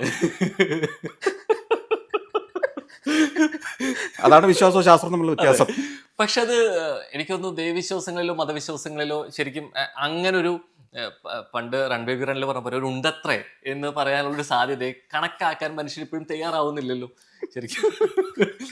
കൂടുതലും ഇതാണ് ശരി, അല്ലെങ്കിൽ അത് ശാശ്വതമാണ്. അത് ഞാൻ പറഞ്ഞത് ഇതിനെ രണ്ടായിട്ട് വിടുക. ഇപ്പം ഏറ്റവും മികച്ച ISRO ശാസ്ത്രജ്ഞൻ പോലും, ഞാൻ ചന്ദ്രയാൻ എന്ന് പറഞ്ഞൊരു ഫിലിം ഡയറക്റ്റ് ചെയ്ത ആളാണ്, അന്ന് അതിനുവേണ്ടി ഡെപ്തിൽ പഠിച്ചു, ചന്ദ്രയാൻ 1. അപ്പോൾ ഈ ചന്ദ്രയാൻ 1ൻ്റെ MIP എന്ന് പറയും, മൂൺ ഇമ്പാക്ട് പ്രോബ് എന്ന് പറഞ്ഞൊരു സാധനത്തെയാണ് റോക്കറ്റിൽ വെച്ച് ബഹിരാകാശത്തേക്ക് വിട്ടത്. ഈ മൂൺ ഇമ്പാക്ട് പ്രോബ് എന്താണെന്ന് വെച്ച് കഴിഞ്ഞാൽ ചന്ദ്രൻ്റെ മുകളിൽ ചെന്ന് കറങ്ങി അവസാനം ആ പ്രോബ് ചന്ദ്രനിൽ ഡ്രോപ്പ് ചെയ്തു. അത് അപ്പോൾ ആ ഡ്രോപ്പ് ചെയ്ത സമയം കൊണ്ട് പടർന്ന പൊടിപടലത്തിൽ നിന്നൊക്കെയുള്ള അനാലിസിസ് നടത്തിയിട്ടാണ് ചന്ദ്രനിലെ ചില പ്രത്യേക ഭാഗങ്ങളിൽ വെള്ളത്തിൻ്റെ അംശം ഉണ്ടെന്ന് കണ്ടുപിടിച്ചത്. നമ്മുടെ ISRO ആണ് ആദ്യമായിട്ട് അത് കണ്ടുപിടിച്ചത്. അത് ഈ MIP എന്ന് പറയുന്ന മൂൺ ഇമ്പാക്ട് പ്രോബ് ചന്ദ്രൻ്റെ ഉപരിതലത്തിൽ ചെന്ന് വീണിട്ടാണ്. ആ കൂടി ഇന്ത്യയുടെ ഒരു പതാകയും അവിടെ സ്ഥാപിച്ചു. നമ്മൾ എത്രയാ 10-20 കൊല്ലം മുമ്പത്തെ കഥയാണ് ഞാനീ പറയുന്നത്. 98-ലാണെന്ന്, അല്ല 2008 മറ്റാണെന്ന് എനിക്ക് തോന്നുന്ന സംഭവം. 2008 2009 ഞാൻ മറന്നുപോയി. ഈ സിനിമയ്ക്ക് വേണ്ടി ഞാൻ ISROയിലെ ശാസ്ത്രജ്ഞന്മാർ, ISROയിൽ തന്നെ പലതവണ പോയി. അതിലെ ശ്രീനിവാസ് ലക്ഷ്മൺ എന്ന് പറയുന്ന ഒരു സ്പേസിൻ്റെ ജേർണലിസ്റ്റ് തന്നെയുണ്ട്, നമ്മുടെ RK ലക്ഷ്മണൻ്റെ മകനാണ്. അദ്ദേഹമൊക്കെയായിട്ട് ഞാൻ ഇവിടെ സ്ഥിരം വന്ന് അന്ന് ഞങ്ങൾ സ്ക്രിപ്റ്റിന് വേണ്ടി ഇരുന്ന് ചർച്ചകൾ നിരന്തരം നടത്തി. അപ്പോൾ അതിൻ്റെ ഈ ISROയുടെ എല്ലാ ദൈനംദിന പ്രവർത്തനങ്ങളെയും റിപ്പോർട്ട് ചെയ്തുകൊണ്ടിരുന്ന ടൈംസ് ഓഫ് ഇന്ത്യക്ക് വേണ്ടി ശ്രീനിവാസ് ലക്ഷ്മണാണ്. അപ്പോൾ ഇതിൻ്റെ ഡേ ടു ഡേ കാര്യങ്ങൾ അറിയാം. ഈ ലോഞ്ച് നടക്കുന്ന എല്ലാം ഇയാളാണ് റിപ്പോർട്ട് ചെയ്ത് അവിടെ പോയി നിന്നുകൊണ്ട് കണ്ടുകൊണ്ടിരുന്നത്. അദ്ദേഹം കൂടെ കൂടിയാണ് സ്ക്രിപ്റ്റ് തന്നെ സപ്പോർട്ട് ചെയ്തത്. അപ്പോൾ അതിൽ ഏറ്റവും സരസമായി എനിക്ക് തോന്നിയൊരു കാര്യം അറിയുമോ? ഇത്രയും ശാസ്ത്രീയ നേട്ടങ്ങൾ, ചന്ദ്രൻ എന്ന് പറയുന്നത് പഴയ വിശ്വാസത്തിലെ ചന്ദ്രനല്ല, നമ്മളവിടെ പോയി കൊടി ഇറക്കാൻ പോവുകയാണ്, അവിടെ പൊടിയുണ്ട് വെള്ളമുണ്ടെന്ന് തിരിച്ചറിയുന്നതിന് മുമ്പ് ആ ഗവേഷണത്തിന് ചന്ദ്രയാൻ എന്ന് പറയുന്ന ബഹിരാകാശ വാഹനത്തെ അയക്കുന്നതിന് തൊട്ട് മുമ്പ് ഈ മൂൺ ഇമ്പാക്ട് പ്രോബിനെ നമ്മുടെ തിരുപ്പതി ക്ഷേത്രത്തിൽ കൊണ്ടുപോയി പൂജിച്ചിട്ടാണ് കൊണ്ടുപോയത്. ഞാൻ ആ സിനിമയിൽ ആ സീൻ ചേർത്തിട്ടുണ്ട്. ആ ഇവർ ഈ പെട്ടിയായിട്ട് ഏഹ്, എന്താണ് തിരുപ്പതിയിലെ ക്ഷേത്രത്തിലേക്ക് കൊണ്ടുപോയി പൂജ നടത്തിയിട്ട് തിരിച്ചുകൊണ്ടിരുന്നത്. അപ്പോൾ സയൻസ് ഒരു വശേ വളരെ സയൻസിൽ ഇവർ വിശ്വസിക്കുന്നില്ല ഈ ശാസ്ത്രജ്ഞന്മാർ. അവരുടെ ജീവിതം തന്നെ സയൻസാണ് അല്ലേ. അതെ ചന്ദ്രൻ എന്ന് പറയുന്നത് ഇതാണെന്ന് അറിഞ്ഞുകൊണ്ട് തന്നെ പരമശിവന്റെ ജടയിലെ എന്താണ് ശശിധരൻ എന്നാണ് വിളിക്കുന്നത്, ശശിയെ ധരിച്ചവൻ, ചന്ദ്രനെ തലയില്ലാതെ ധരിച്ചിരിക്കുന്നതെന്ന് വിശ്വസിക്കുന്ന വിശ്വാസത്തിൻ്റെയും കൂടെ ഭാഗമാണ് അവർ. അപ്പം വിശ്വാസം അവിടെ അവർക്ക് കൊടുക്കുന്നത് എന്താണ്? അവർക്ക് ശാസ്ത്ര സത്യങ്ങളല്ല കൊടുക്കുന്നത്, ഉം. വിശ്വാസം മാത്രമാണ്. മനസ്സിനൊരു കരുത്താണ്, ആത്മീയമായ ഒരു ഉണർവാണ്, ആത്മവിശ്വാസമാണ്. അപ്പം ഇത് രണ്ടായിട്ട് പൊക്കോട്ടെ, ഇതിനെ രണ്ടിനും കൂടെ കൂട്ടിക്കുഴച്ചതിൽ ഏതാ കേമം എന്ന് പറയാതിരിക്കുക. പക്ഷെ മനുഷ്യൻ കുറെ കൂടി ഇരട്ടത്താപ്പ് കാണിക്കാനാണ് അതിന്റെ കേമത്വം കാണിക്കുന്നത് എന്നുള്ളത്. രണ്ടും വേണം നമുക്ക് അല്ലേ. ഇതൊരു പ്രശ്നം മുമ്പേ ഞാൻ ഈ പറഞ്ഞതാണ്. എല്ലാം വേണം നമുക്ക് അമ്മത്തം വേണമെന്നല്ലേ. ഇതിൻ്റെ കാര്യം ഇത്രയേ ഉള്ളൂ, ബഹിരാകാശത്തേക്ക് ഈ റോക്കറ്റ് വിടുമ്പോഴും ഒരു അൺസർട്ടനിറ്റി ഉണ്ട്. ഇത് ചീറ്റിപ്പോകാനുള്ള എല്ലാ സാധ്യതയുണ്ട്, ഓക്കെ റോക്കറ്റ് ഫെയിലാകാനുള്ള എല്ലാ സാധ്യതയുണ്ട് ഇല്ലേ. അവിടെ ഇവരുടെ കൺട്രോളിൽ നിൽക്കില്ലാത്ത സാധനത്തെ പിടിക്കാൻ ഒരാൾ വേണം. ആളെ കൊണ്ട് നടക്കോ ഇല്ലേ എന്നുള്ളത് രണ്ടാമത്തെ പക്ഷം. ആ. പക്ഷെ ഇത് ബഹിരാകാശത്ത് ചെന്നാൽ ഇതൊക്കെയാ സംഭവിക്കാൻ പോകുന്നതെന്നും ഇത് പരാജയപ്പെട്ടാൽ, ഞാനൊരു കാര്യം ചോദിക്കട്ടെ, ദൈവത്തോട് പ്രാർത്ഥിച്ചൊക്കെ വിക്ഷേപിക്കുന്ന റോക്കറ്റുകളും പരാജയപ്പെടുന്നുണ്ട്. പക്ഷെ ആ പരാജയപ്പെടുത്തേണ്ട പഴി ദൈവം കേൾക്കേണ്ടി വരുന്നില്ല ഇല്ല, ഇവിടെ. അതിലേക്കാണ് ഞാൻ പറഞ്ഞു വരുന്നത്. ഇപ്പോൾ റോക്കറ്റ് പരാജയപ്പെട്ട് കഴിയുമ്പോൾ ഇവർ ശാസ്ത്രീയമായിട്ട് അപഗ്രഥിക്കുന്നത്, അല്ലാതെ ദൈവികമായിട്ടല്ല അപഗ്രഥിക്കുന്നത് അല്ലേ. അതെ ശാസ്ത്രീയമായിട്ട് അപഗ്രഹിക്കുന്നത് എന്താ? ഇന്ന വാൽവ് ഫെയിൽ ആയതുകൊണ്ടാണെന്ന് അവർക്ക് കൃത്യമായിട്ട് അറിയാം. അതെ പരാജയപ്പെട്ട് കഴിയുമ്പോൾ അവരുടെ റിപ്പോർട്ട് അനലൈസ് ചെയ്ത് ഒരു മാസത്തിനകം റിപ്പോർട്ട് വരും. ISRO ശാസ്ത്രജ്ഞന്മാർ തന്നെ അനലൈസ് ചെയ്ത് ഇന്ന വാൽവ് പ്രോപ്പറായിട്ട് പ്രവർത്തിക്കാത്തതുകൊണ്ടാണ്, അല്ലാതെ ദൈവം കോപിച്ചുകൊണ്ടാണെന്ന് പറഞ്ഞാൽ എവിടെയെങ്കിലും റിപ്പോർട്ട് വന്നിട്ടുണ്ടോ? ഇല്ല. അപ്പം അവർക്കും അറിയാതെ. പക്ഷേ ഈ വിക്ഷേപിക്കുന്നതിന് മുമ്പുള്ളൊരു സംഘർഷം ഉണ്ടല്ലോ, അവിടെ ഇത് ആരുടെയും പെടലിയാലും കൂടെ ഒന്ന് ചാരി വെച്ച് കൊടുക്കണ്ടേ. അതെ എനിക്ക് തന്നെ സംഘർഷം അനുഭവിക്കാൻ വയ്യെന്നാകുമ്പോൾ ഞാൻ ദൈവത്തെ കൂടെ ആശ്രയിക്കുന്നു. ഞാൻ പറയുന്നത് അതൊരു റിലാക്സേഷന് നല്ലതാണെങ്കിൽ, നമുക്ക് ആത്മവിശ്വാസം കിട്ടാൻ നല്ലതാണെങ്കിൽ അതാവണമെന്നേ, ആയിക്കോട്ടെ, അതെ അതൊന്നും ഒരു പ്രശ്നമില്ല. അതിനെ ഞാൻ പറഞ്ഞല്ലോ, മറ്റുള്ളവരുടെ മേൽ അടിച്ചേൽപ്പിക്കാൻ ശ്രമിക്കുന്നതോ അത് മാത്രമാണ് സത്യമെന്നോ, അങ്ങനെയാണ് ആധുനിക സമൂഹത്തിൽ ഈ രാജ്യം തന്നെ പോകേണ്ടത്, ആ വിശ്വാസത്തിൽ മാത്രം ഉറച്ചിട്ടാണെന്നോ ഒക്കെ പറയുമ്പോഴാണ് ഈ കുഴപ്പം വരുന്നത്. മറ്റേ രീതി വിശ്വസിക്കട്ടെ. നിങ്ങളുടെ വിശ്വാസം എന്ന് പറയുന്നത് എപ്പോഴും സ്വകാര്യമായിരിക്കുക. നിങ്ങൾക്ക് എന്തും വിശ്വസിക്കാനുള്ള റൈറ്റ് ഉണ്ട് അല്ലേ. അതെ നിങ്ങൾക്ക് ചില ശീലങ്ങളും ദുശീലങ്ങളും കാണും, അത് സമൂഹത്തിലേക്ക് ഇറങ്ങുന്നില്ലെങ്കിൽ വേറെ കുഴപ്പമില്ലല്ലോ. നിങ്ങൾ വീട്ടിൽ കാണിക്കുന്ന കുറേ കോനാകൃതികൾ കാണും, കോമാളിത്തരങ്ങൾ കാണും, കൈ വെച്ചാൽ മതി എന്ന് അതാ പറയുന്നത് നിങ്ങളുടെ മുറിക്കകത്ത് മാത്രം നിങ്ങൾ ചെയ്യുന്നുള്ളെങ്കിൽ, വീട്ടുകാരെ പോലും ഉപദ്രവിക്കുന്നില്ലെങ്കിൽ നോ ഇഷ്യൂസ്, കുഴപ്പമില്ല. ഇരട്ടമുഖങ്ങളായി തുടരട്ടെ എന്നുള്ളതാണ്. പരീക്ഷാ കാലഘട്ടം എല്ലാവർക്കും എല്ലാ കാലവും പേടിയുണ്ടാക്കുന്ന ഒരു സംഭവമാണ്. ഇപ്പം ഏറ്റവും കാഠിന്യമായ എക്സാം രീതിയിലേക്ക് നമ്മളെപ്പോഴും പറയുന്ന ഒന്നാണ് നീറ്റ് എക്സാം എന്നുള്ളത്. ഒന്നില്ലെങ്കിൽ ഇപ്പോൾ ഒരു ഓപ്ഷനുള്ളത് നന്നായി പഠിക്കാം, ഇതില്ല എന്നുണ്ടെങ്കിൽ നമുക്ക് സ്വാധീനം ഉണ്ടാക്കാം, പണമുണ്ടെങ്കിൽ ബാക്ക് ഡോർ ഉണ്ടാക്കാം എന്നുള്ള രീതിയിലേക്ക് ചോദ്യപേപ്പർ നമ്മൾ കിട്ടുന്ന ഒരു തലത്തിലോട്ട് മാറി എന്നുള്ളത്. ഇത് ഇന്നോ ഇന്നലെ തുടങ്ങിയതല്ല, വർഷങ്ങളായിട്ട് ഇത് നടന്നു പോകുന്നു. അത് ഏറ്റവും നമ്മുടെ അടുത്ത കരങ്ങളിലേക്ക് എത്തുമ്പോൾ ഇതിൻ്റെ തീവ്രത മനസ്സിലാക്കുന്നു. അവസരങ്ങളിൽ പഠിച്ച് നേടിയവർക്ക് അവസരങ്ങളില്ലാതെ ഒരു അവസ്ഥയിലേക്ക് മാറുന്നു, പാറ്റകളിലേക്ക് എത്തുന്നു അവസാനം പ്രക്ഷോഭം. അപ്പം ഒരു ജെൻസി പ്രൊട്ടസ്റ്റ് എന്നുള്ള രീതിയിലേക്ക് കാണുന്നതും, അല്ലെങ്കിൽ ഒരു ഇന്ത്യ പോലൊരു മുന്നണി, കുറേ അധികം മുന്നണികൾ ഒരുമിച്ച് നിൽക്കുന്നൊരു പ്രതിപക്ഷം ഇവിടെ ഉണ്ടായിട്ട് പോലും അതിലേക്ക് ഒരു യുവത്വം ഇറങ്ങുന്ന കാഴ്ച നമ്മൾ കണ്ടതാണ്. അപ്പം ഏറ്റവും സേഫ് സോണിൽ ഇരിക്കുന്നതെന്ന് നമ്മൾ ചിന്തിക്കുന്നിടത്ത് വരെ ഇത്രത്തോളം ബാക്ക് ഡോർ ഓപ്ഷൻസ് ഉണ്ടാകുമ്പോൾ എങ്ങനെയാണ് സുതാര്യമാവുക സർ? അല്ല, സുതാര്യതയുടെ പ്രശ്നം എപ്പോഴും നമ്മുടെ നാട്ടിലുണ്ട്. ആ. ഇപ്പോൾ 70-കളിൽ അല്ലെങ്കിൽ 80-കളുടെ തുടക്കത്തിലൊക്കെ എനിക്ക് തോന്നുന്നുണ്ട് ചോദ്യപേപ്പർ ചോർച്ചാന്ന് പറഞ്ഞിട്ട് കേരളത്തിൽ തന്നെ വിഷയങ്ങളുണ്ടായി. ഉണ്ട്. എത്രയോ മന്ത്രിമാർ രാജിവെച്ച സംഭവങ്ങളൊക്കെ പോലും ഉണ്ട്, ഉണ്ടായിട്ടുണ്ട്. ഉണ്ട്. അപ്പോൾ ഇതൊക്കെ ഇന്നും ഇന്നലെയും തുടങ്ങിയതൊന്നുമല്ല. Okay. പക്ഷേ ഇപ്പോൾ ഏറ്റവും സുതാര്യമായും ഏറ്റവും എന്താണ് പ്രൊഫഷണലായിട്ടും ഭരിക്കുന്ന ഒരു ഗവൺമെൻറ് എന്ന് ക്ലെയിം ചെയ്യുന്ന ഒരു സംവിധാനത്തിൽ ഇത്തരം വീഴ്ചകൾ വരുമ്പോൾ അത് വലിയ ചോദ്യങ്ങൾ ഉണ്ടാക്കും. പിന്നെ രണ്ട്, ഈ ജെൻസി പ്രക്ഷോഭത്തിലേക്ക് വരാനുള്ള ഒരു പ്രധാന കാരണം നോക്കൂ, ഇവിടെ മറ്റു വിഷയങ്ങൾ ഉണ്ടാവാത്തത് കൊണ്ടല്ല. ഇപ്പോൾ വർഗീയതയുടെ വിഷയങ്ങൾ ഉണ്ടായിട്ടുണ്ട്, മറ്റു പല പ്രശ്നങ്ങളും കർഷക ഉണ്ടായിട്ടുണ്ട്. സമരങ്ങൾ ഉണ്ടായിട്ടുണ്ട്. ഇവിടെ ഒന്നും ഈ ജെൻസി ഇടപെട്ടതായിട്ട് നമ്മൾ കാണുന്നില്ല. ഇല്ല. ഇവരുടെ ഒരു ഇഷ്യൂ വന്നപ്പോഴാണ് അവർ ടേക്കപ്പ് ചെയ്തത്. ഇടപെട്ടത്. അതെ. മനസ്സിലായി. ഈ പരീക്ഷ, നീറ്റ് എക്സാം എന്ന് പറയുന്നത് ആ തലമുറയുടെ, ആ ജെൻസിയുടെ വിഷയമായിരുന്നു. ഉം. അപ്പോൾ അതിനപ്പുറം ഉം. മനുഷ്യൻ്റെ വിഷയങ്ങൾ, രാഷ്ട്രത്തിൻ്റെ വിഷയങ്ങൾ, കർഷകരുടെ വിഷയങ്ങൾ, എത്തിക്സുമായിട്ട് ബന്ധപ്പെട്ട വിഷയങ്ങൾ, അതിൻ്റെ വളർച്ചയെ തടസ്സപ്പെടുത്തുന്ന വിഷയങ്ങളിലൊക്കെ ജെൻസി പ്രതികരിക്കുന്ന ഒരു സ്ഥിതിയിലെത്തിയെങ്കിൽ മാത്രമേ ജെൻസി പ്രതികരിക്കുന്ന ജെൻസിയായി എന്ന് നമുക്ക് പറയാൻ പറ്റുള്ളൂ. ശരിക്കും അത്തരത്തിലുള്ള അപ്പം എപ്പോഴും നമ്മൾ പറയും രാഷ്ട്രീയത്തിലെ യുവത്വത്തിൻ്റെ ചോര വളരെ കുറവാണ്, അപൂർവമാണ് സംഭവിക്കുന്നത് എന്നുള്ളത്. ശരിക്കും നമ്മൾ ഈ പ്രക്ഷോഭം നടക്കുന്നത് ശരി, ചോദ്യം ചെയ്യുന്നത് ശരി, അതിനൊരു മറുപടി കിട്ടുന്നതൊക്കെ ശരിപക്ഷമാണെങ്കിൽ പോലും അവനവൻ്റെ ഒരു പ്രശ്നമല്ലാതെ നമുക്ക് ചുറ്റുമുള്ളവരുടെ പ്രശ്നത്തിനോട് കൂടി നമ്മൾ ചോദ്യം ആരായുമ്പോഴായിരിക്കും നമുക്കൊരു ഒരു ഒരു ഭാവി ഇതിൽ നമ്മളിപ്പോഴും കാണുന്നത്. അപ്പം ഈ പാർട്ടികളുടെ പ്രതിഷേധത്തിൽ ഒരു ഗുണമെന്നതിനൊപ്പം തന്നെ ശരിക്കും ഇവർ മറ്റു വിഷയങ്ങളിൽ ഇടപെടുന്നില്ല എന്നുള്ളതൊരു ചോദ്യചിഹ്നം അല്ല, അത് തന്നെ തന്നെയാണ്. ഞാൻ പറഞ്ഞത്. ആ അവർക്ക് ആ വിഷയത്തിൽ മാത്രമേ ഇടപെട്ടുള്ളൂ. ഓക്കെ. ഇനി നാളെ മറ്റു വിഷയത്തിൽ ഇടപെടില്ല എന്നല്ല എൻ്റെ അർത്ഥം. മറ്റു വിഷയങ്ങളിൽ നാളെ ഇടപെട്ടേക്കാം. പക്ഷെ ഇതുവരെ നമ്മൾ കാണുന്നത് അവരുടെ ഒരു വിഷയം വന്നപ്പോൾ അവർ ഇറങ്ങി പ്രതികരിച്ചു, അതിന് ഫലം കണ്ടു. എത്രയോ സാമൂഹ്യ തിന്മകൾ ഈ നാട്ടിൽ നടക്കുന്നുണ്ട്. ഭരണകൂടത്തിന്റെ എന്തെല്ലാം തോന്നിയാസങ്ങൾ നടക്കുന്നുണ്ട് വേറെ പല മേഖലകളിലും, അല്ലേ? അതെ. സാമൂഹ്യ അനീതികൾ പലതും നടക്കുന്നില്ലേ? ഉണ്ട്. അപ്പം അതിനെതിരെ ഒന്നും ഇവർ പ്രതികരിച്ച് തുടങ്ങിയിട്ടില്ല. ഇല്ല. അപ്പം അത് പ്രതികരിക്കുമെന്ന് നമുക്ക് പറയാൻ കഴിയില്ല. ഈ നമ്മളെപ്പോഴും ഒരു ഭരണപക്ഷം പ്രതിപക്ഷം ഉണ്ടായിരിക്കും. ഈ ഭരണപക്ഷം സ്വാഭാവികമായിട്ട് ചോദ്യം ചെയ്യാനും അടുത്തൊരു ഭരണമാറ്റത്തിന് വേണ്ടിയിട്ടുള്ള വ്യക്തിപരമായ നേട്ടങ്ങൾ മുന്നിൽ കണ്ടാണെങ്കിൽ പോലും ജനങ്ങൾക്ക് വേണ്ടി സംസാരിക്കുക, ഇവർക്ക് വേണ്ടി ഇതിനെതിരെ ചോദ്യം ചെയ്യുക എന്നുള്ള പ്രവണത പ്രതിപക്ഷത്ത് ഉണ്ടാവാറുണ്ട്. നമ്മൾ പലപ്പോഴും ഇത് സൈലൻ്റായി കാണാറുണ്ട്. ഇത് വിട്ട് ഒരു രാഷ്ട്രീയയുടെ ഒരു കക്ഷി രാഷ്ട്രീയം ഇല്ലാതെ ഒരു ഒരു ഒരു യുവത്വമോ മറ്റേത് ഏജ് ഗ്രൂപ്പുള്ള ആളുകളോ ചോദ്യം ചെയ്യാൻ തയ്യാറാവുന്ന ഒരു പ്രവണത വരുന്നത് അത് എത്രത്തോളം ഗുണമാണോ അല്ലെങ്കിൽ ഒരു രാഷ്ട്രീയപരമായിട്ടുള്ള ഒരു ഭാവിക്ക് അത് ദോഷമാണോ? എന്താ ശരിക്കും നല്ലത് അത്? അല്ല, ഇപ്പം ഈ ഡെമോക്രസിയിൽ മനുഷ്യന് ചോദ്യം ചെയ്യാനും പ്രതിഷേധിക്കാനും ഒക്കെ അവകാശമുണ്ട്, ഉം. അർഹതയുമുണ്ട്. ഉം. കാരണം അവിടെ ഏതെങ്കിലും ഒരു കുലത്തിൻ്റെ ഭരണമല്ല നടക്കുന്നത്, ആ. അല്ലെങ്കിൽ ഒരു വംശത്തിൻ്റെ ഭരണമല്ല നടക്കുന്നത്, ഉം. അല്ലെങ്കിൽ ഒരു പരമ്പരയുടെയോ അല്ലെങ്കിൽ ഒരു കുടുംബത്തിൻ്റെയോ തുടർച്ചയല്ല ഭരണത്തിൽ നടക്കുന്നത്. നമ്മളെ ആര് ഭരിക്കണമെന്ന് നമ്മൾ തീരുമാനിച്ച് കയറ്റിവിടുന്ന ഒരാളാണ്. ഉം.